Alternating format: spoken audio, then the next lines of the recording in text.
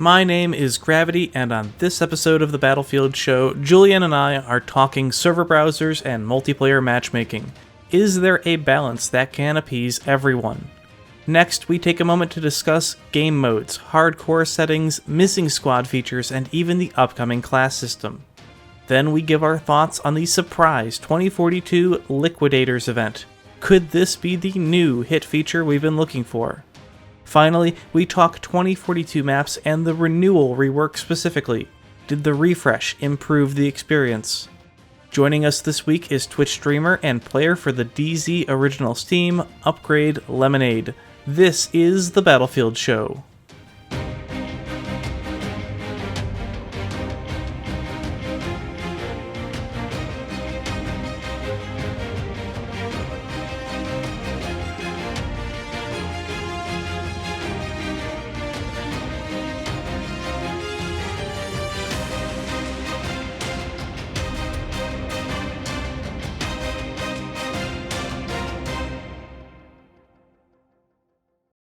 All right, welcome back to the Battlefield Show, everybody. I'm your host, JulianJanganoo, and joined by my co-host, Gravity.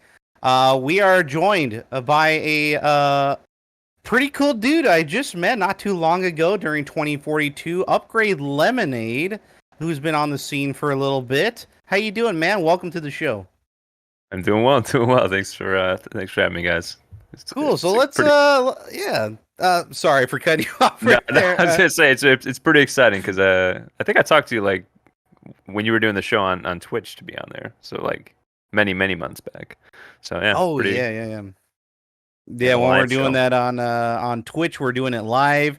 Now this is the refreshed Battlefield Show. It has a whole bunch of sandbags and trenches and stuff now. So we're all ready to go. New logo, all this stuff. So pretty much, Lemonade, just wanted to get to know you a little bit, your background.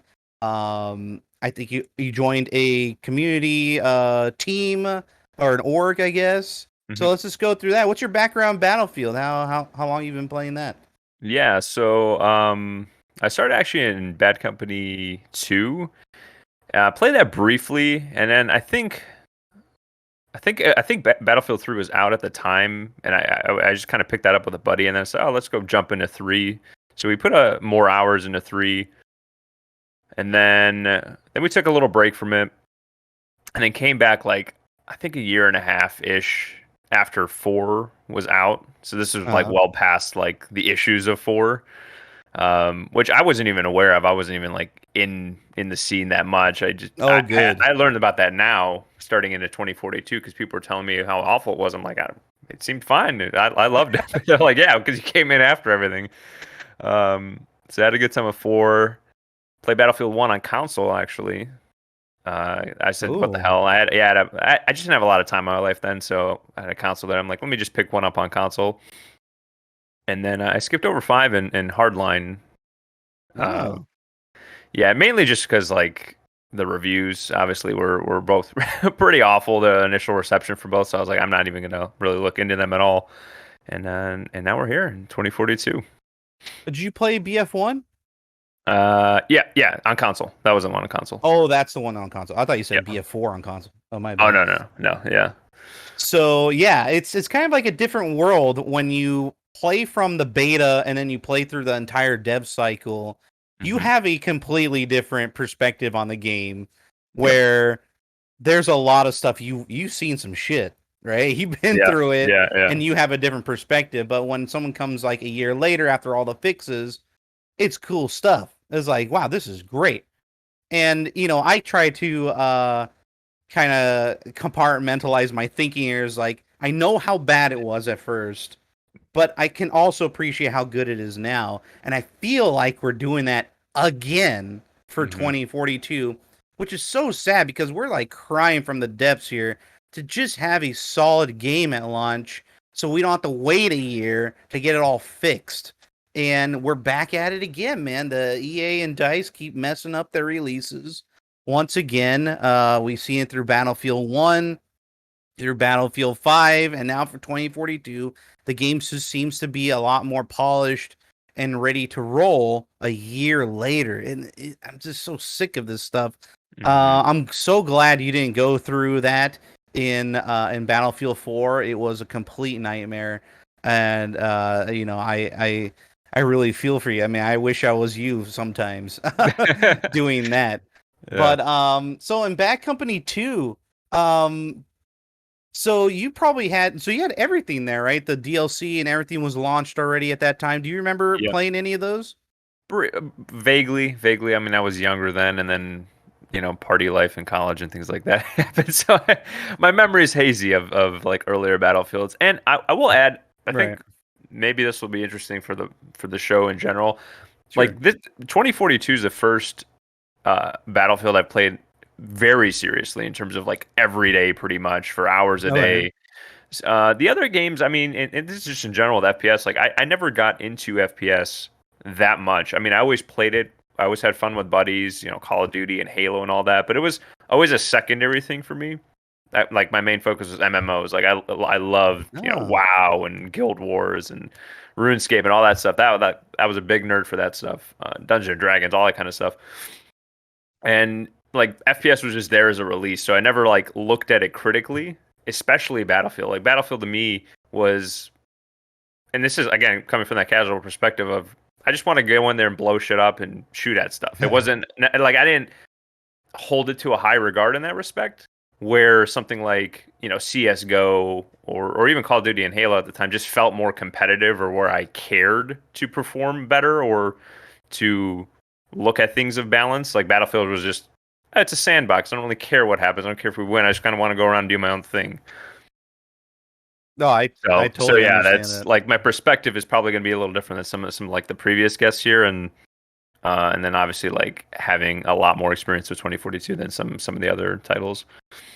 Do you think streaming really helped you do the day-to-day on 2042 to keep you like, playing this game specifically? Yeah. I mean, I started back in December, right at the end of December. So, and it was with 2042. And that's also like another thing. Like, I didn't even start 2042 at launch. Mm. So, then again, it hasn't really been, even in December, it wasn't great. So, I pretty much went through it with most y'all. But yeah, I think streaming definitely helped like keep me on a consistent like rhythm of like focusing on one game. I think that's pretty Okay. important from a streamer perspective. But I genuinely had fun, but I came into it as that casual from back in the day. So like my level of Right. like I kept seeing things, and we can probably get into an hour later, but from other Sure. community members and streamers and the hate, and I was like, man, I'm having fun with my buddies here. Just it felt like before, like yeah, there were issues, but it didn't bug me as much for a while, and then it ate at me. It ate at me a little by little, little by little. Some of those things kept creeping up as I like wanted to understand the game more, wanted to better myself as a player, and then those balance issues and the bugs and issues like that got to me. So Okay, so then you ended up joining a team, a hmm content hmm creation team, the Originals. How'd you get into that? Why'd you want to do that? yeah, I think I mean as a streamer, I think that's like a natural path of like wanting to collaborate with other people and other streamers, especially in like the game that you're focused on, not necessarily like a wider reaching org, even though DZ is. I mean, we have an Apex team and a COD team. Right. But I wasn't looking for it. I really wasn't. I just, at the time I was playing with like Logic and Star FPS and Bird and Okay. stuff, and we were just kind of vibing out. And we had a few games with Kinetic and Decisive and stuff like that here and there, just randomly. Obviously, we Yeah. knew them, and they actually reached out to me and Logic at the same time. They were interested. We were kind of putting out little clips and this and that and here and there, but Mm-hmm. I think it was just more the consistency that we played every day, and we're trying to be close with the community, and they appreciated that. But yeah, I definitely wasn't seeking it, but yeah, it's been a pretty awesome journey to kind of see DZ grow from where we were many months Yeah, back. So by some of pure the roster we coincidence. have, Yeah, exactly. By pure coincidence, the people we're inviting on the show are all part of it. yeah, yeah, So, Yeah, they did some big time it's recruiting. just yeah, big time recruiting. They're taking over the Battlefield scene right now, yeah. and it's cool to see you on DZ and repping for them. bunch of cool guys there. Probably have more of them on the show. You know, they play all the time, so Mm-hmm. why not, right? I'd love to get their perspective on 2042 and then in the future for other Battlefield games. So yeah, it's just gonna get bigger and bigger, man. You got a really cool future ahead of you guys. Okay then. Well, that's it for getting back. Gravity, did you want to add anything? Ask Lemonade about background. Sure. Stuff like One that? quick question: what's your favorite Battlefield game that you've played? Favorite. I talked about this stream before. I don't necessarily have I mean, if I had to pick, I guess Battlefield 3 that had the most memories for me, or even Bad Company 2. Me and my buddies really like both of those games. If I had to pick, but I kind of look at it like I've had fun and met great people in all of them, so I can't necessarily say I hated one, but yeah, definitely probably Battlefield 3 or Bad Company 2. Gotcha. Good. Cool. Love the not proning. Bad Company. That was such a huge thing, man. It blew our minds back then. That was a big mechanic to take out of a game and see what would happen. Yeah. And to be fair, I mean, it was definitely a beneficial thing. It really was, but the game had It other kept issues. people moving. Yeah. It really Yeah. did. Yeah. Okay. That's it for that. Let's go into the next topic here. Favorite game modes. Now, when I joined your streams and started talking, you're playing some wacky game modes that I would never touch. Yeah. And the air superiority, the helicopter superiority, tank superiority. You seem to be loving the vehicles. Tell me about your experiences and your favorite game modes on there. What did you like the most? Because I can't stand that stuff, though I never tried it. Sure. Well, I kind of got. I didn't start out like that. Like I started out playing Conquest. That's what I liked, and I hated just I mean the maps and the size of everything in 2042. So I ended up going to Breakthrough with some of the boys, and that's kind of where we focused for a while. That got boring to me. It felt like we always queued for attack. We never played defense. We were always stacked. You know, at least one squad or two, and we'd pretty much always win. So it just kind of got boring. It was, predictable. And I said, let me check out this portal thing, Hazard Zone. And I kind of got into it. I just was like, it's different. It's, it's content that I haven't experienced. So yeah, I got into Hazard Zone for a bit. Yeah, enjoyed that. To correct you a little bit, I didn't actually like the vehicle modes in like Portal. I just played them. I wanted to. It seemed like it. I was like, hey, you said it was like, oh, this is pretty cool. Yeah. What's your take on it now? Yeah, no, I don't. I mean, I just kind of wanted to see it, like every week or whatever. Like now, I think they do it twice a week where they refresh the Portal stuff. I just check them out just to see. So it's not necessarily like I like it. Yeah, definitely vehicle modes. No, I don't like them. No. And the reason I play Portal is actually, or at least the Portal featured modes, I should say, not the like community made ones. Sure. The reason I play them is because there is a lack of vehicles in a lot of those modes. Like if have TDM and Rush and kind of these more smaller, infantry focused modes, and that's what I prefer. I see.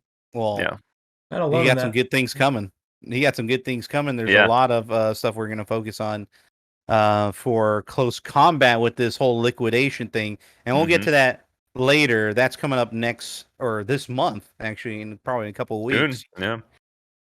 But let's move on to the next topic here, Mr. Lemonade. So just want to have a discussion with you and what you thought about the server browser and whether you think it is needed. I want your takes on this. I'm asking a lot of different people about it, and perhaps I'll land on someone that has a really good take on why, quick play only is superior to a server browser as an option. Do you have any takes on this? What do you think? Yeah. Okay. So I see both sides. A server browser is great for a lot of different things, like keeping, a certain map rotation in check. Maybe you don't want to play certain maps. There's generally mods there, and that's nice to have. Usually team balance is once you find a good few and you can favorite them, that's all nice to have. And I wouldn't be opposed to having a server browser. On the flip side, I can't speak so much for like past Battlefields. It's just kind of what we knew. But like having quick play isn't necessarily an issue to me as long as like maps rotate fairly evenly and the switching of sides on certain game modes happens more quickly, and there's like more of a notification for people like, hey, side switching, don't leave or something, then I don't think quick play would be an issue. The problem I see with server browsers sometimes is that people will find like certain servers that work well with them, like especially community hosted ones. And a lot of times there'll be queues, or you have to end up waiting to get in. And if you get in, and then other servers don't get populated as quickly. So sometimes you have a bit of like population distribution like issues. But like, I guess that wouldn't be a problem if the game was actually good and there was a lot of people playing. There's a lot of people, yeah, it wouldn't matter, yeah. Yeah, so I see it both ways, but I think those small little tweaks to quick play, a map rotation, and like having some sort of notification that like sides are switching, that would help a lot to keep like the server going. Yeah, what is up with that? Is that a bug, Gravity? What's going on with the server switching? I mean, the side switching. Yeah. That's like a new feature or something, right? That was a new feature with not the last patch, but the previous one, where they wanted it to keep people in the same lobby and switch your teams. And it was broken then, and it's didn't get updated at all now. And this is one of those things that drives me crazy because, you know, even if you don't have a server browser, having simple features like just keeping people in the server and allowing them to switch teams like they want, and then rotating the map, or having a map vote at the end of the round like BF1 had, where even if it's 2 maps and the whole server can say we want to go to these 2 maps that we haven't played in a while, it's just so it adds so much more satisfaction and avoids so much frustration. You know, it's ridiculous to me. On a side note, that was the first time I've ever heard a person bring up waiting in a battlefield queue as a major negative. Partially because I mean, on one hand, it's pretty rare to see queues go up to like 8 or 9, or you know, and yeah, you might be waiting for a round or something. But on the other hand, when you wait for a battlefield server, normally the time you get in is when a round ends, so you always pretty much are guaranteed to start with a fresh map.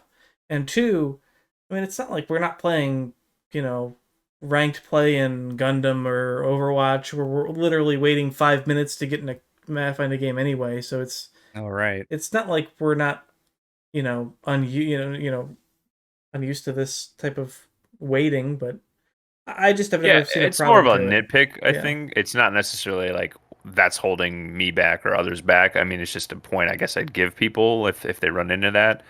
But it's not common, and the wait time's generally not that long. So. But I guess like that's the point of quick play, right? Like that's why I see the advantage. Like, hey, I'm Joe Schmo. I work 80 hours a week. I want to play around, and I just want to get in, right? So there's the advantage of quick play. You can generally just get into a game right away. And I 100% see your point about kind of allow it. It does create a barrier and kind of a stack in one server versus allowing people kind of like the population to flow and kind of seed other lesser, you know, populated servers.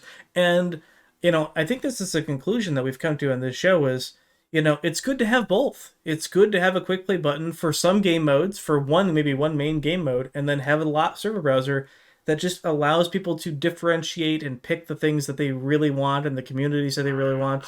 And I think that's maybe the better way to go. What about matchmaking into community servers as well? Well, there's no reason why that couldn't be an option, especially if the community servers don't have any crazy unique rule sets or anything, which they shouldn't have anyway. I mean, ranked play should have rules, a standard set of rules and stuff. So that should be part of the game. I completely agree. So matchmake into only full XP servers, for example. Oh yeah, progression servers.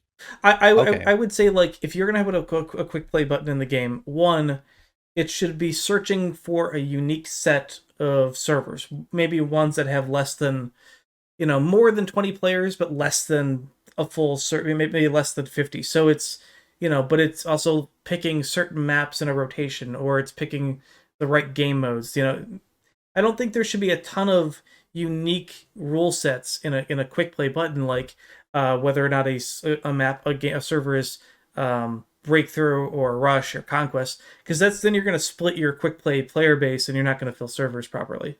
Mhm. Yeah, it feels like DICE is limiting themselves in terms of variety for their own game. Um, if they just allowed Portal servers to be matchmaked into that are official or like within their guidelines of DICE official, then you can create a big community right there. You can revamp communities almost right away. You Well, could I like think that join new falls into the ones and problem whatnot. of Dice not actually clearly demonstrating what identifies as a official server in 2042. Like Yeah, they blew In it. Portal, it's Yeah, yeah, yeah. there's no It took a long unique time rule with that. set of hey, you can change it between 800 and 1200 tickets. It's going to rotate between X number of maps. You're going to get full Right. progression. There's no limitations on, there's limitations on vehicles and guns and things like that. It's just a standard playset, and that's how it should be. And this is the same Yeah. issue we've brought up a million times of Portal just simply gives players too much freedom to do what they want, and it doesn't make it a viable server browser in that regard for standard gameplay. 100% believe. I agree with that. And Ripple Effect is continuing to work on Portal even for the next game. They said in the tweet that Portal is just the beginning, Mm. and they need to really realize the downfall here that they've created with Portal as its first iteration. I think it's a great addition, brings a lot of value to the game.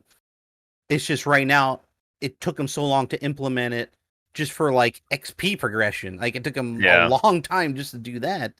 And they really need to realize how important community servers are that are within guidelines to have a good Battlefield experience. Because right now, like Gravity said, you go on that Portal server browser, there ain't nothing on there but hardcore modes, which should Yeah. tell Ripple Effect right away that you should have standardized hardcore modes like they did in BF1. That should be automatic. It should even be in as one in Conquest options or And I'll one of just the main game modes. and I'll just say this just to get this out of the way because I think it needs to be said because there's a lot of people that are going to be like, no hardcore No Battlefield. hardcore, yeah. You know what? Here's the deal. If you're gonna try to want Battlefield to be a mil sim, that's one thing because it's not a mil sim, and you should find another game if that's the case. But hardcore is a different option. It's a game mode that I am never going to play. I do not care for, but a lot of people really like it, and it's Yeah. not a hard, difficult thing to put into a game as a server option. So just do it, and you have all these people that are going to benefit from it. The game's going to benefit from it. The server for the game population is going to benefit from it, and you're going to shut up this huge crying part of the community that's going to complain about it if you don't for the next 5 years. It's such a simple problem to solve. Yeah. They teased them with Friday night Battlefields that are Mhm, all mhm. increased, but they're not hardcore. They're just increased movement and bullet velocity or something like that. They do that a lot. It's kind of like a trend in Friday night Battlefield, but there's no like Well, there was a DICE couple. official thing, I think there was a couple like Portal mixes that they had increased damage on some of them. that were Like, I think it was- hardcore. I yeah, remember yeah, they seeing were. I that. think I yeah, remember. like TDM and stuff like that that it did play. But yeah, I agree with Gravity. I mean, it's Yeah, but really it's not that hard to permanent. like to implement. And I mean, what we gain a good chunk of players that are going to play it, or we just lose them forever. It's just really like why not? It's so simple to do, and like those players aren't. Frankly, they're not sticking around to play like the base Battlefield game for that long if that's what they Exactly. really want. So. Yeah. I wanted to move on to the friends list in the same topic that we're talking about. In the past, I believe they mentioned that they were thinking of increasing the friends. Like you can only have 3 other friends to play with, and they were thinking about increasing that, but they haven't done it yet. And I'm really curious as to why they haven't done that. It seems like such an easy thing to implement, but I'm curious if it has something to do with matchmaking. It could be a matchmaking issue. Yeah. Yeah. Would you want to increase like how in future Battlefields? How should they go with like squad stuff? Because right now, I don't know. I don't think it's working out too well. Yeah, I think maybe I don't know. I mean, it's funny. I have a guy who comes in my stream pretty often. Noah. He's probably going to be watching this at some point. He's a game dev for. I won't get into specifics. They don't make it. Well, I don't know if they have FPS games. Anyway, it's not specialization, but he's a game dev, and sometimes we'll bring up topics like this in stream, and like he'll talk about the nuances of game development, and it it always comes up or boils down to it's not always as easy as everyone wants to make it seem. It's like having went through many different titles, he's like there's so many things that seem super easy, but it's much more complicated than like the Right. average person would want to admit. So like for I don't know, like I know they said that they were going to increase it or do something with the squad management system. I'm sure it's probably more of an issue of like cross play, quick play, matchmaking, all that combined. Maybe there's Yeah, just that's what I'm thinking. I mean, clearly it's not impossible because they already outright said they're going to do it. I think it's just more of it's harder than we imagined it would be. But I think to the question though, like Yeah.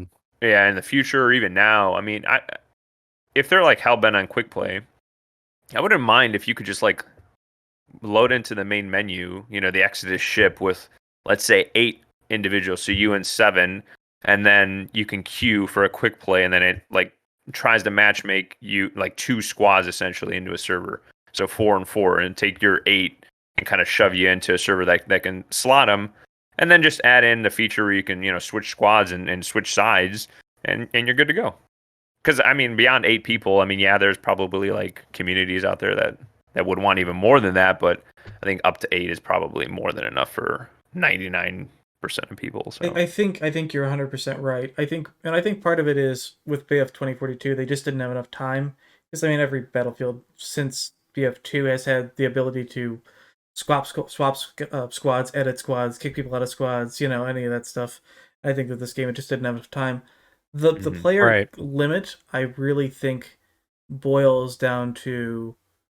I don't think it boiled down to having consoles because I don't think. I mean, it's clear that they can have, two Xbox players, a PC player, and a PlayStation player in the same party. I think it just boils down to an absolute fear of having stacks of people. Like, I mean, hmm if you've played Battlefield 5, at Ah. least during its prime, at least on PC, there's no way you didn't encounter an AOD stack of 30 players on one team at some point during the game, because, I mean, that was just rampant. Um, Ah. I don't. it's a good point. This is one of those things that is really difficult to counteract as a developer, because on one hand, you want to play with friends, and on the other hand, you hate going up against really dedicated groups of multiple people that are really, really skilled. And I can see the limitation being a way to negate having to play against multiple stacks of really good players at the same time and being just completely destroyed. Um, and another way of, just being able to balance out rounds. Is that Hmm. effective? It might be, but I think it's definitely detrimental to that whole playing with your friends aspect. I agree with that you should have at least up to 8, and it's split up between 2 squads. I think the nuances of the mechanics are though. I think this is part of a very large debate that really needs to be had. And I think that one of the future things that Dice should do is explain the reasons why it's cut down to 4 now and what they would want to do with the squad features with friends, particular in the future. Yeah. The fact that they're not saying anything maybe it kind of opened my eyes to what you just said about the whole toxicity kind of measures that they're taking with their FPS games, um, just across the board. So maybe that is why I didn't really think about that with the whole clan stack. Is if you have 16 players in your little lobby, that's a pretty big. Yeah, you can get a pretty big stack of a clan there to invade a server there, especially when you're doing initial matchmaking. I don't think it would be that much of a problem now, especially with the 128 player count. That would be a breeze. You I get the whole AOD 128 player. see You no get the no whole thing in that's there. that's one of the advantages of 128 that people don't realize is you just hit the nail on the head. 128, a higher server player count, does negate stacks of players because you have just so much more to deal with. Um, does that mean that in the future, if you had a 128 player game, that you couldn't find 64 players AODs on one team? No, you could. I mean, that's absolutely possible in the future. But I think if you had a group of 10 to 20, playing against 64 players is going to be much more difficult than playing against 32. I'm not saying that, that's the golden solution to to the golden number of, hey, this is a great idea. This way we should have 128, because it's not. But I think that's probably a good, at least, reason. Yeah, it's a fair point. Yeah. You think they will have a squad system in the next game? Oh, without a doubt. I mean, they better. I mean, this is just one of those things where it's like, if you don't have squads, that's almost as bad as not having a team switch or a VoIP, or it's just one of those basic Battlefield features at this point. Well, especially with them like reintroducing class system, and I mean that just shows that they're probably going to focus on that on the next one. And I mean, you need squads, and it kind of just feeds into the whole Battlefield like feel. So yeah. Let us know what you guys think in the comment section below, and let's move on to what UpgradeLemonade was just talking about, the class system. So, Season 3 is supposedly, at least at the end of Season 3 at least, they're going to introduce a new UI segment for the class system, basically splitting up all the specialists into their own designated class, which they kind of have already, but they're not limited to anything. It's full loadout freedom right now, and basically they're just going to limit the amount of gadgets you have and give each class member a primary gadget. For example, the engineer will have the repair tool no matter what. If you pick any of the 3 engineers, you're going to have that. And then you're just going to be limited to the amount of gadgets in the pool, depending on what class you are. Now, Lemonade, I would love to get your takes on the classes. We've been asking everyone on the show what they think about it. Is it going to change everything? Is it going to fundamentally change the way people play? Stuff like that. What's your take on Season 3's class system here? Yeah. I've kind of like went back and forth on that personally. Okay. I don't think it's going to change realistic. I don't think it's going to change like much of how the match is going to play. And I think a lot of people are just going to, like myself, I'm going to play McKay regardless. I mean, I'm going to fingers crossed that someone pulls out what they need to take out a vehicle. Let me stop you there real quick because of this McKay thing. Now, what if they took away the side strafing, aim down sight, and everyone had then that? I never play again. But you would play someone else? No, I would just play a different game. No, I'm joking. No, yeah, at that point, I mean, yeah, I'd play someone else, I guess. Maybe Sundance or Falcon or something like that. Yeah. Dice, you listening here? Okay, never mind. But yeah, I mean, I think for a lot of the streamers are either playing Angel or McKay or Falc. I'd say that those are probably the 3 hottest ones. So I'd probably just rotate to one of them. I think they're the most versatile and like fit my playstyle. I think a lot of people's playstyle. Okay. But yeah, I just don't see it really happening. I mean, I think I don't see a lot of people just like switching specialists just because of a certain gadget restriction. It may happen, and I'm sure there's going to be data to prove that it is happening at a probably more regular rate than it did before. But I think overall, I don't think it's going to change much of the flow of a match, or we're going to see, an increase of, let's say, Paik or some other person. Frankly, I think the weekly challenges are probably going to affect the balance of what specialists we see more than the class system. 100%. So. Yeah, true. And I think the only thing I can see is vehicle players just prioritizing those 3 specialists that have the rocket or potentially have a rocket.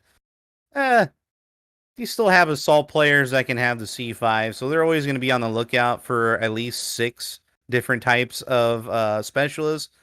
I think that mixes up a little bit, in terms of prioritization, instead of like one class, in previous games. So, in the future Battlefield games, class system, like, you think that's going to be well more superior than a specialist / class system, Lemonade? Yeah. I mean, I don't mind what we have now. To be frank, I mean, I think it's a fresh idea. I never really had an issue with it. I mean, to me, the weapon freedom has been lovely. Like, that's what I focus on, not necessarily like I found a guy like McKay. He's got some cool skins, and I can use what guns and equipment I want. Like that to me is fine. Maybe for other people, it's not. Though on the flip side, like, did I dislike the class system? No. And do I think they should probably just go back to that to like not go against the grain? Yeah, they should probably do that. I do want to shout out Kinetic. I don't know if we can like link Sure. this video at some point Yeah, or let's whatever, watch it. well, I think I don't know how long the video is, like It's 8 a minutes longer long or video, something like yeah. that. Yeah. Oh, I So, see, I but see. yeah, he made a video on classes and what he thinks, at least for future battlefields, and using some of like examples of like the current specialist system. And and I didn't know because I didn't play BF2, but he said in BF2 there was 7 classes at the time, and there was Yeah, a it's bit of like split up. community like dislike for BF3 early on of like, well, why did we go down to 4? And Oh, yes. yeah, and he kind of gave a solution of like it could be somewhere in the middle. I mean, his example was 6 classes, assault, medic, support, recon, engineer, demolition. But he said it could be 5 even, and then he in the video, y'all can watch it. I mean, he kind of goes into like, assault would have a grappling hook, recon would have the wingsuit, demolition would be your RPG, where engineer would be more like EOD bot, mines, repair tool. So and then have weapon freedom across the board. So not necessarily like specialist, but taking some of the specialist idea and melding it into like a broader class system versus just 4. I like that. I think that would work Yeah. beautifully. That's what I was thinking too. You kind of pulled that right out of my mind. If they were to go that route, like especially with the assets I have now, if I were in charge, I probably would go that round or that way, at least to, once you give people stuff like the grapple hook Yeah. or the wingsuit, and you bring out a new game and it doesn't have any of that, people are gonna be like, "Hey, what the fuck? Like, you give us all this cool stuff and then you take it away. Like, this game is boring now. Yeah. It's Feels kind like of the hard to do same. that. So they're gonna have to like maybe kind of roll with this a little bit and go from there. Anything you want to add to that, Gravity? Or I was gonna say, and this is one of the dangers. You just kind of brought up a point of like them not having specialists in the future game. Is you go from this game not having specialists but no class system to maybe the next game that really has class system but maybe just either the specialists again or no specialists. Is that people are gonna cry out for that customization option and that skins option. Yeah. I think the middle ground here is you can either have specialists in the game or not, or you can have go back to the old BF3 player models where it's just like one or two of the same copy pasted guys. As long as the character models are clearly defined and clearly visible, that you can tell the differences of what class those are, I'm all for it. And I would say that as long as you don't change any major, say if you're if you're playing an anti-tank class or an engineer class and your guy normally has a rocket launcher on the player model just by default, I would be game to have a ton of skins purchasable or unlockable for that class, for that player model, so long as it doesn't take away the rocket launcher on the guy's back or something. As long as you can have customization and player customization for all these models, as long as it's so clearly visible of what you're playing against. And I don't think specialists may not necessarily been a bad idea from the get-go, but when everybody is copy pasted and when you go into a room and there's 10 Sundances and they all look the same, or it's that's where,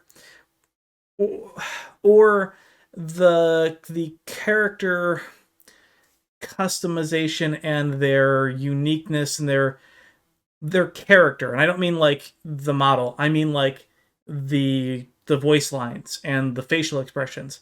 People really get turned off like by that, especially in a Battlefield game. And I think just having bland soldiers that either look good, look tough, it could be both genders, I don't care.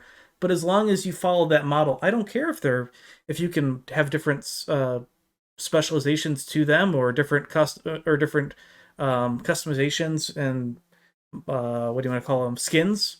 I'm all for that. As long as you can, so they're so clearly defined. I think that's the way to go.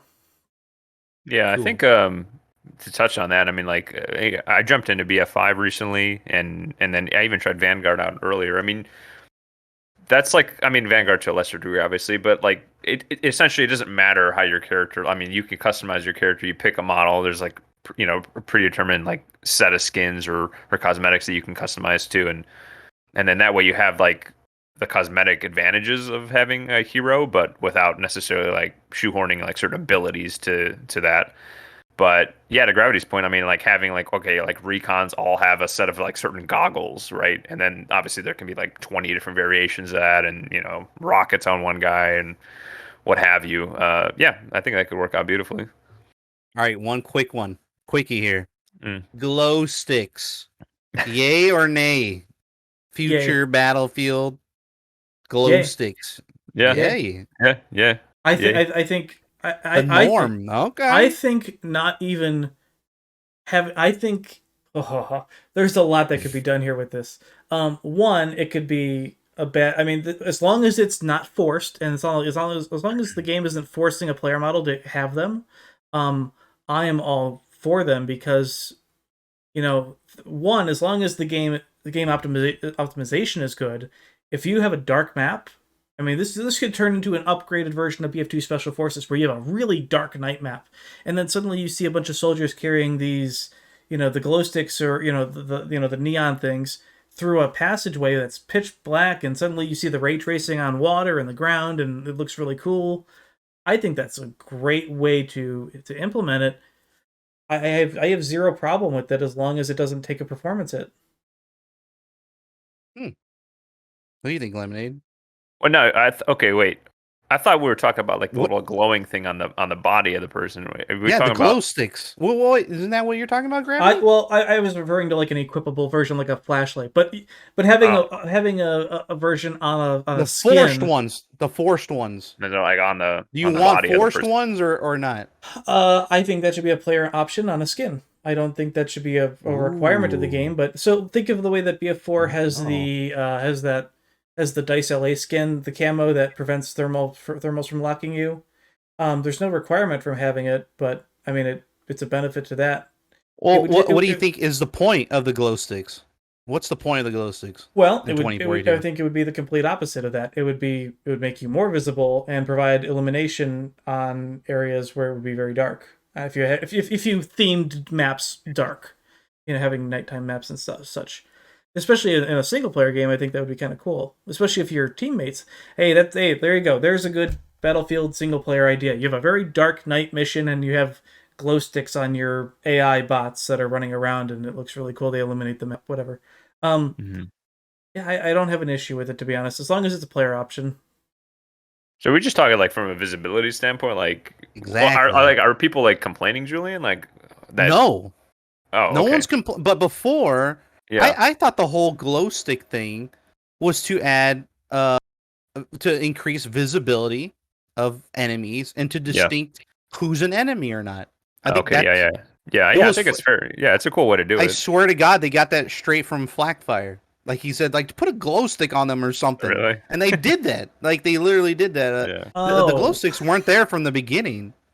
Okay. You see what I'm talking about? So Graham? I am like here way out of the loop on this. Okay. I thought you were trying to you were too. Yeah, he's like, I thought he was like proposing a totally new element or something. Like, no, he's just talking about like he's just talking about like stylizing the camos on the skins and stuff to make them more visible and unique.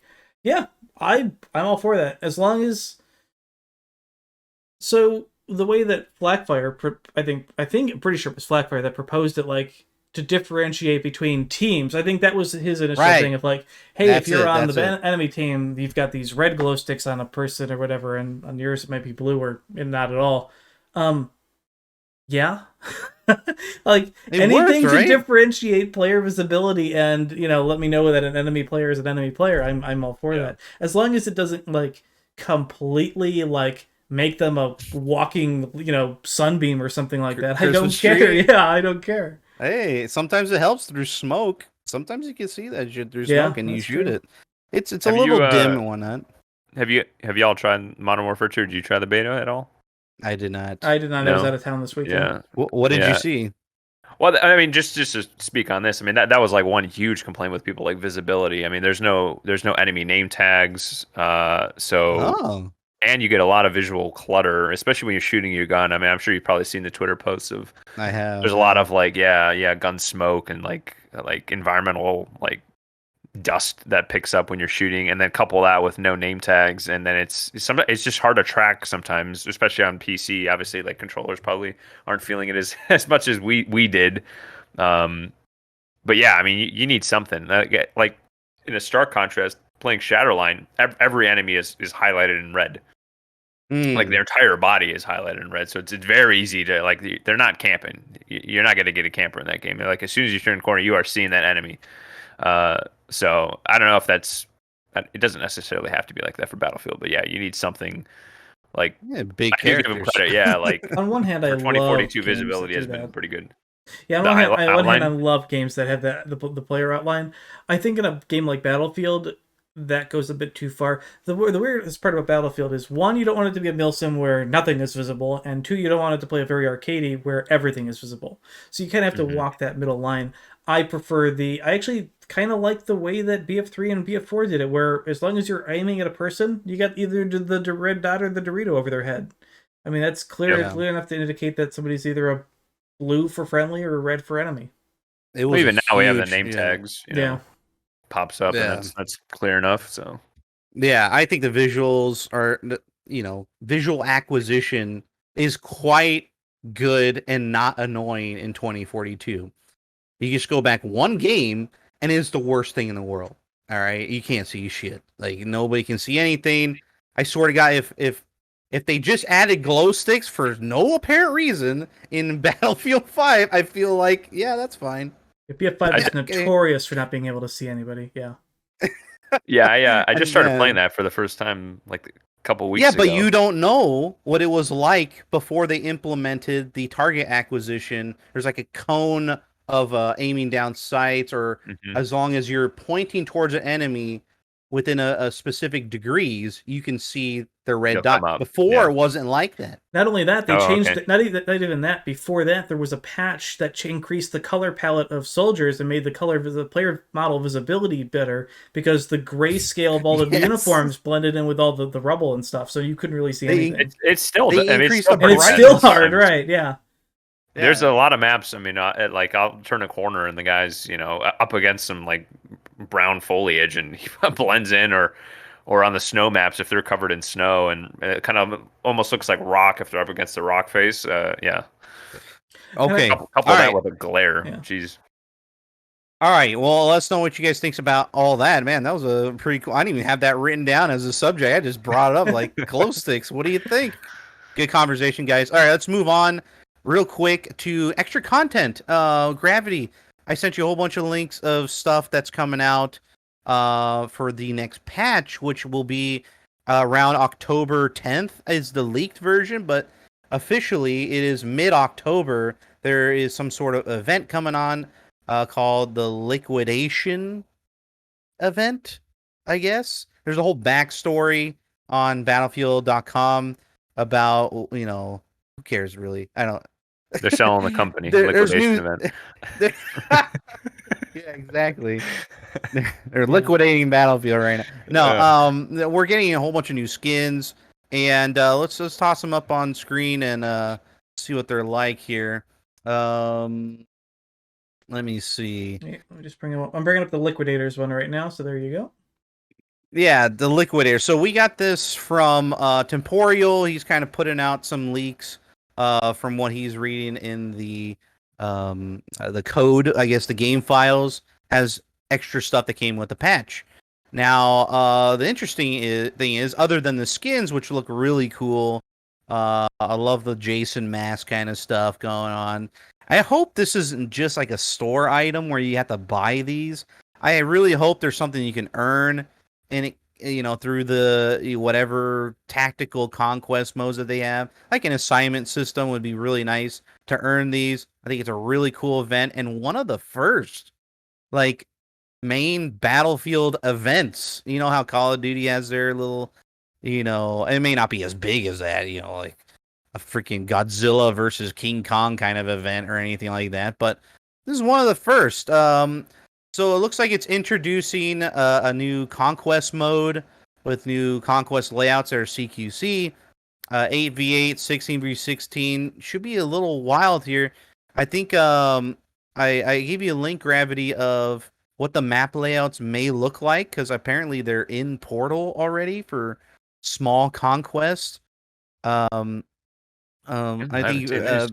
I know. BSO, Blue Screen Death Gaming posted some of these, of like what they would look like.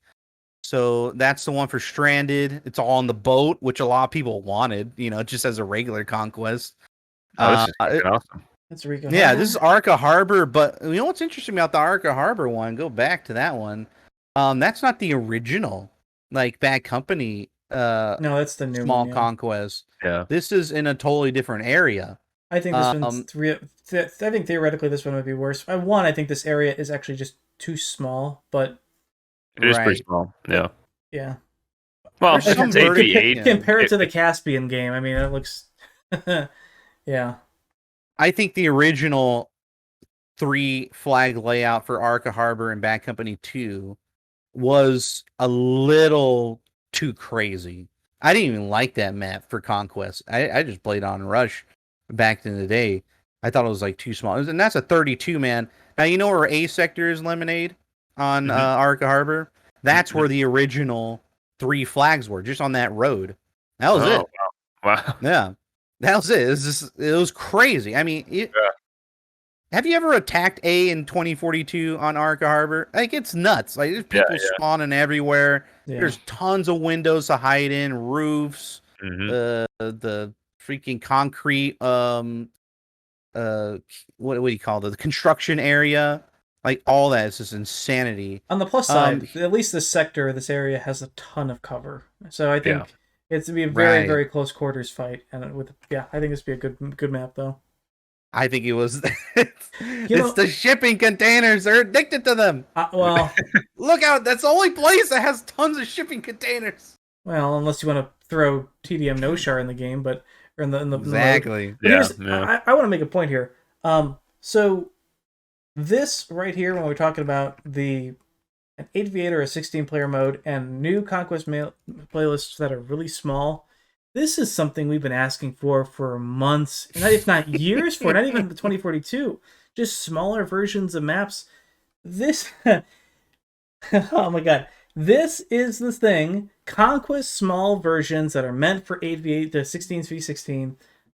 This is how you allow a competitive community to formulate and move. Like these maps are exactly what we want as a competitive community. Like, the maps aren't gigantic. There's not a ton of vehicles. Maybe there's one vehicle on maybe not on this one, but like look at Caspian Border. Like put one tank on there. Suddenly you have a really good 8v8 map. All you need is spectator mode with in addition to what we already have with Portal, and we have a competitive community again. This is it. That's it. Now take what we have here and what we're gonna have, and just inject that straight to make sure that is at launch of the next Battlefield game, and there will be so much hype to that competitive community. That's all. This is everything we want right here, minus spectator mode. Just give that to us, please. Yeah, I don't know if EA is going to allow them. So they don't want. I don't know. It seems like they want to compartmentalize this game. This IP, well, they got Apex now and their BR stuff. Maybe they only want a handful of competitive games on their roster. Maybe they don't want Battlefield to be that. But DICE doesn't have to. I mean, DICE hasn't supported a competitive scene in like a decade. They just haven't. I see. They don't have to. As long as the community is able to do it themselves, that's what we want. That's how the original golden age of competitive Battlefield existed in the first place. It was from the ground up with the tools that were provided. So just give us the tools again and we can do this again. On the flip side, I mean, by the way, do you remember there was a dev that posted on Twitter towards the beginning of 2042's lifespan, explaining why we actually didn't have a spectator mode in 2042. And I don't remember if anybody remembered reading this. And the reason was the guy who did it in Battlefield 1 and 5 retired or moved on to a different position. He moved on to a different company. So they didn't have the same guy who made the spectator mode for BF5 in order to port it into 2042. So that's why there's no spectator mode. Good God. Yeah. Wow.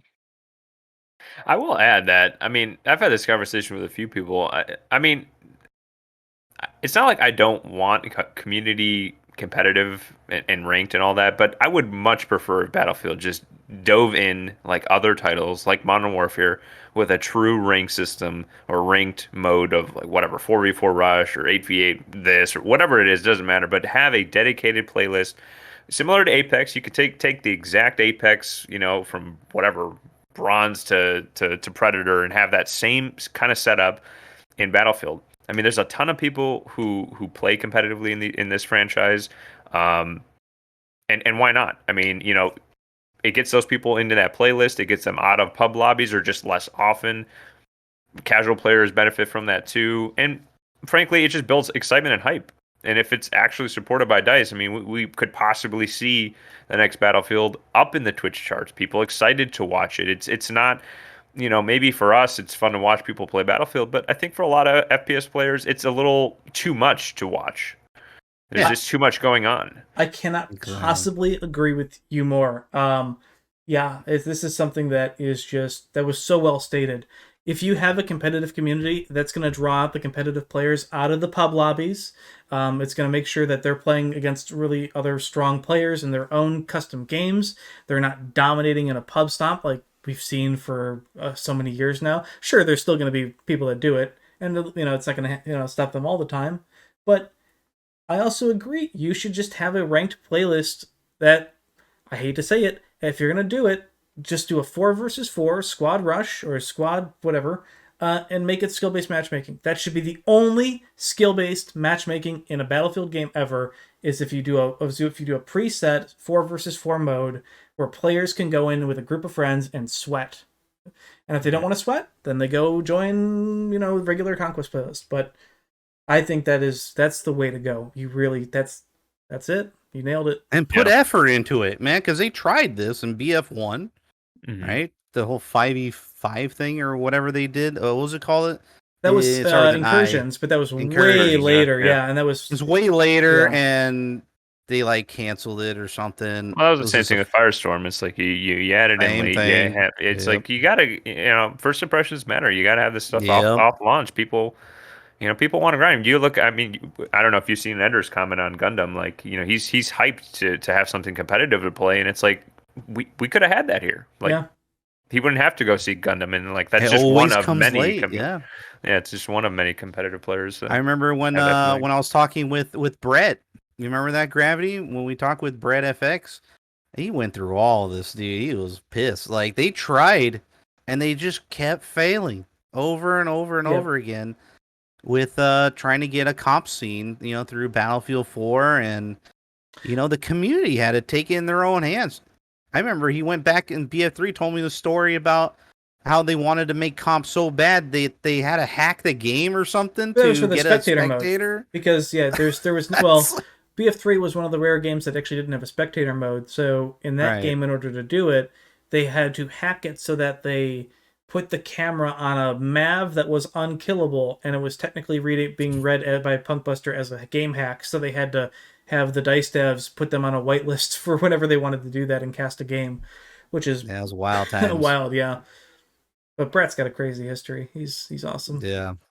And just to put a ribbon on this point, if any DICE dev ever does listen to this or watch it, I mean, just go back. I mean, just look at COD, look at Apex, look at Fortnite, look at all these games. I mean, it's not like ranked has to be the forefront of your game, but they all have it. And that's what pushes the sales. That's what pushes the excitement, the hype for the next title, and get people to stick around.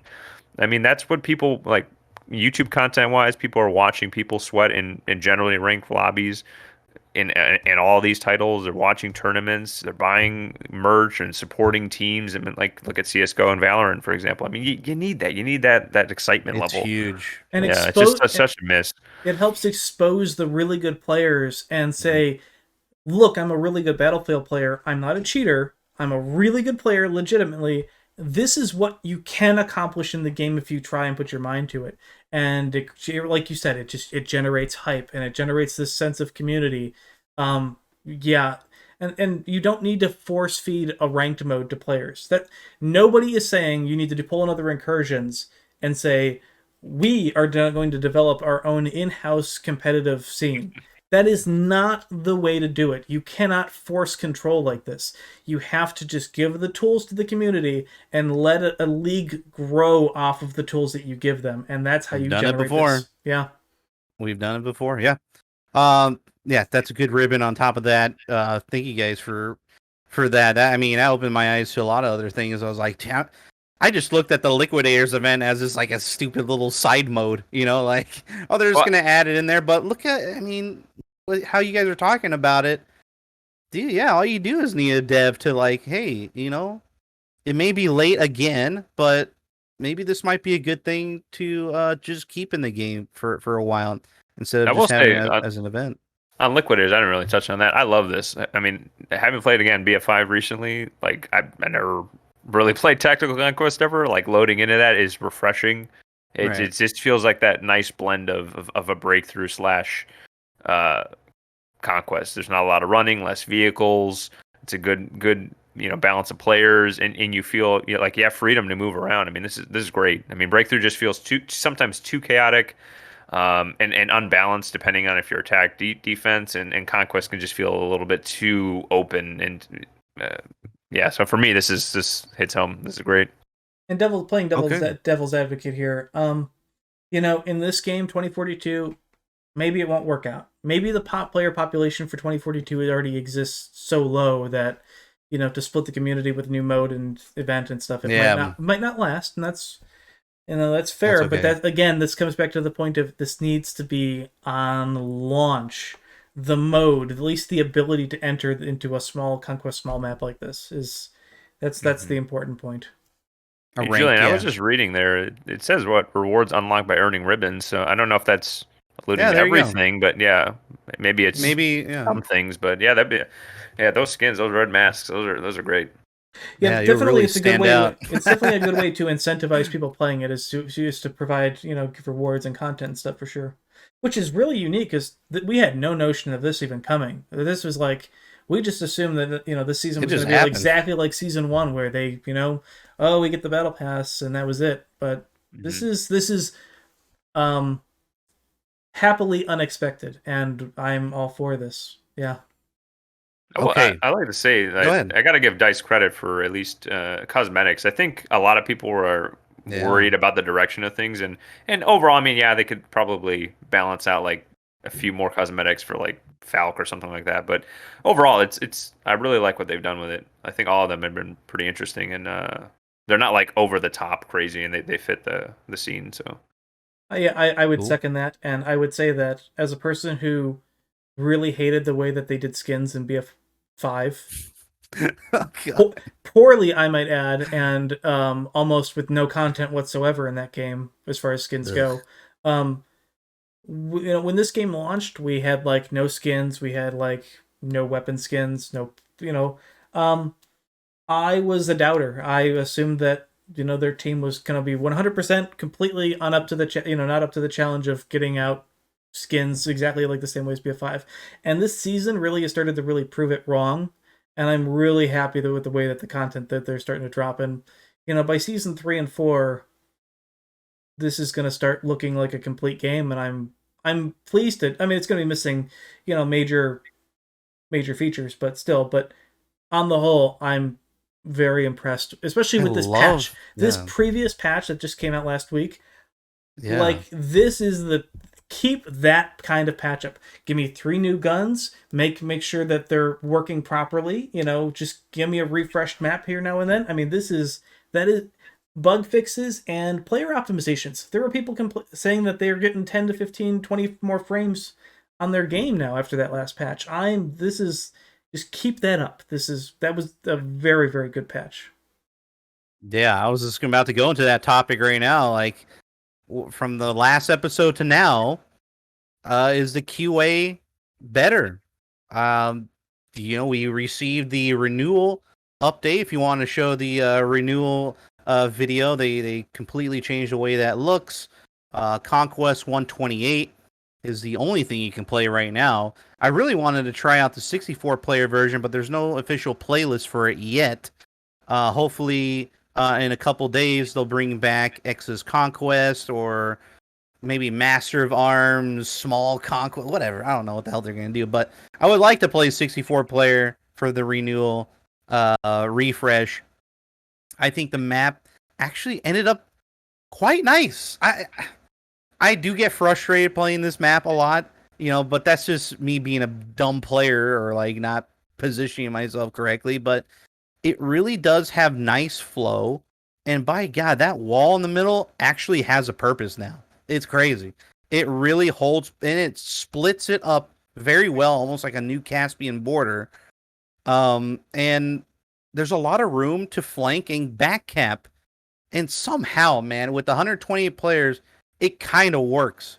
It works way better than what I think Stranded does with the four corners and the boat in the middle. You guys could probably comment on this, but dude, we got chokeholded pretty good. All we had was the boat, and the enemy team had the points on the edges, and we just couldn't cap any of the points on the edges because they kept respawning over and over and over again. It was just too slow to cap, and it was like impossible. But here, as a more linear version for Renewal, you have more opportunities, and it's overall more balanced. If you're on a decent team, of course, but it just seemed more balanced. And I played like maybe 20 times on this map, and I would say well over 50% of it was balanced and felt pretty good. What do you guys think about the new refreshed Renewal here? Lemonade. If you say you played it a couple times. Yeah, I played on Breakthrough. I haven't played on Conquest, and I just like going back to it. I'm not really a large scale Conquest fan myself. But I mean, neither. Yeah, but I've heard from people that it flows pretty well. Yeah, it's definitely better. I think it's in a good spot. I mean, it added cover where cover needed to be added, and like the what's it called, like topography, like deviations, like raising and lowering in certain areas, and like yeah, it's all good. It's still probably not my favorite map, but I still feel a bit exposed to vehicles in certain sectors. Like A in Breakthrough just still feels like it feels like you're banging your head against it sometimes if you're attacking. But overall, yeah, I mean, it's nice to see the reworks. I mean, I'm not going to complain. It's a step in the right direction. So I'll say that this rework for this map is a gigantic step up compared to what it was. The elimination of these points up on the mountain where you had this huge void of nothing between the mountain and the main gate was awful. The B1 and A1, A2 flags, this whole section over here still seems extremely pointless, and to go back and forth between this still sucks. There's always snipers on the top of the sundial or whatever you want to call it. There's still very limited cover between the rocks. So this whole section sort of still sucks. Actually, I would say the majority of the map takes place between B1 and E1, E2. Like these points are almost negligible. I mean, you can see the distance right there, like how far. That's why I want to try 64, man. And everything takes place here. And like, if you just look at the map distances, this is proper flag distance. This whole optimal section here. The way that the wall plays, it plays. I don't want to say similar to Caspian because it doesn't play similar to Caspian BF4. It plays more similar, and I hate to go back this far to show my age. Maybe Julian might know, to Verdun Battlefield 2142, where it had the 3 flags along the main wall on that map, and maybe adding another flag up on the wall or something, like maybe even just down here having another gate where you could focus the battle just along the wall would be great. But even then, like on 128 players, the main focus of the map is along the wall, and it's fantastic. There's tanks and vehicles on each side of the wall. There's people trying to push through the small doorways. There's McKays trying to grapple up to the top of the wall. There's people taking the zip lines to the top of C1, and there's rotations between C1 and B1 and D1. It's really good. And if you don't want to do any of that, it seems like there's never another option. Like you can always take a plane and bail out at E1, E2, and then suddenly you've got this urban fight, this building close quarters fight. And even moving from D2 to E2, E1, E2 is nothing. It's so much easier than it was just taking this giant walk over from that D1 flag. This is a massive improvement, especially these upper eastern flags. Go ahead and show them the Verdun map. It's actually kind of crazy that you brought that up. Verdun. I may, I have a link. I may have to try this on Conquest now. That Oh boy. I just haven't I forgot about some of the stuff you mentioned. I'm like, oh, that's a good point. That might play a lot better now. Scroll through. There's like media down below, and there's like it says Q or CQ64. And you click on that map, you could probably zoom in on it. I was looking for Verdun. Verdun is quite striking to what we have right now in terms of a big wall that's kind of in front of everything. While he pulls that up, what's your feeling been on like the stability of everything? Because now I took a step away. Stability? Yeah, since patch, I mean, you're saying QA is good and like the performance is good, but I stepped away. I went again back to BF5 and Shadowline. It's fresh, and for me, it's just giving me a little bit more kind of energy on stream and all that. But being in DZ chat, seeing it, a lot of the guys are complaining. Performance servers feel off.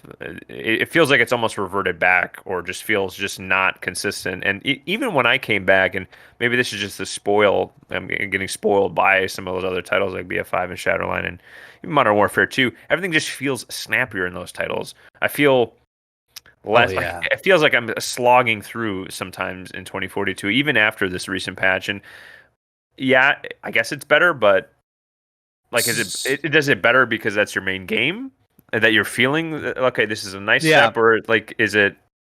I don't know if we can go into that. What are you guys feeling? Yeah, I mean, the mouse latency input was kind of fixed, like it was improved in a specific way, and the thing is, real quick before we get to the Verdun thing, yeah, this is great. No, this is great. Even like the map overview is real nice.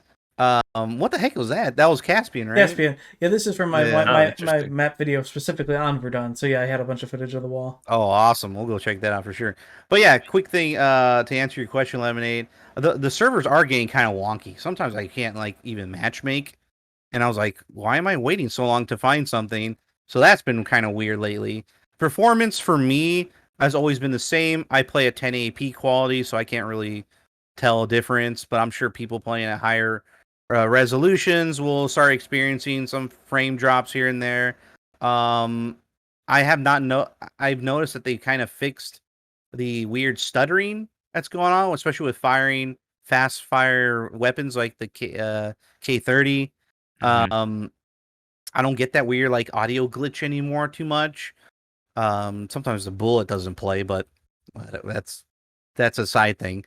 But yeah, overall it's gotten better, I suppose, for that. But yeah, the mouse input, it seems to have been improved a little bit, and I noticed it almost right away, but now I can't because I gotten used to it already. So I mean, I kind of changed my sensitivity a little bit because of that, and I'm still fresh into it, and I'm not doing too well with sniping right now. I'm like really messing up with that. And it could be because the mouse input's a little different, or maybe the gun's kind of weirder. It's the Gull sniper rifle. It's a vault weapon. It can get kind of weird. But yeah. Anyway, but yeah, just to wrap up the show here, Gravity. Yeah, show the Verdun thing. Kind of go through it here. It's strikingly similar. There's a little bit more destruction, of course, but so yeah, actually, 2142. Yeah, I mean, obviously the wall in Verdun is. Oh, it's very, very similar to Caspian, and maybe even inspired the map of Caspian Borders BF4 wall. But I mean, if you look at it, it does have the very extreme similarities to 2042's wall. It has a lot more destruction, a lot more broken areas to it. But there were 3 flags that were actually placed exactly like that along the border wall, and fighting took place back and forth along the wall. And there were, I mean, you can go kind of flank around and place dynamite, C4 exactly like this. It was a really one of the best BF 2142 maps, and the new Renewal kind of gives me that vibe of that kind of potential, and it like just again goes to show you of what's great about the what the great map design could look like there. Look at these mines, Lemonade. I watched this video on it. Yeah. Have you seen that? Yeah. The mines were so funny. God, those were stupid. But yeah, so. And actually, I think I have a few towers on the wall. That's kind of a nice touch. Yeah. So let's see. I think I have a. IMO was great on this because. There you go. Yeah. Yep. So there's one of the maps. So you can see the wall goes through the center here through these 3 points. Yeah. Yeah, it was a great map, but again, Renewal, taken inspiration maybe, but it feels the same way, and it has that same grind and battle, but it's not a meat grinder, and that's the important thing. But Yeah. you feel that battle and the intensity, and that's a great thing. Lots of Yeah. upgrades. Julian, you brought up on your stream that one day all the weapons 50 plus. You were counting them on stream. Oh yeah, I wanted to do that in overtime if you want to chat about that. Yeah, But yeah. I think we should wrap up the show here. Well, are we thinking around an hour or something? Gravity right now. Yep. Yeah, Oh, I Has it think been? we're Wow. good to Gotta wrap move up the back. show here, and then we'll do overtime, and we'll chat about that. Okay. But yes. Anyway, thank you guys so much for watching episode number 4. And I'd like to thank Upgrade Lemonade for being a good sport and join us. What a wonderful episode. First off, we talked about stuff I didn't think we would talk about, and it was a great discussion. So I thank you guys so much. Gravity, appreciate you. We'll have this up on YouTube and all podcast platforms. Follow us on TikTok, Instagram. We got the whole shebang bang, really. What am I missing? Twitter. We're not on Twitch. And where can people find you, Lemonade? Down below, I mean, I'm on Twitter, Twitch. We got a Discord server, YouTube channel. So I'm sure down here somewhere below me, you'll see all my links there. So go check it out. It's pretty much Upgrade Lemonade on all socials. So cool. All right. Well, thank you guys so much for watching, and we shall catch you on the next episode. But stay tuned for a few more videos of overtime coming up in the next few weeks here. Thank you guys so much for watching, and we'll catch you next time. Bye-bye.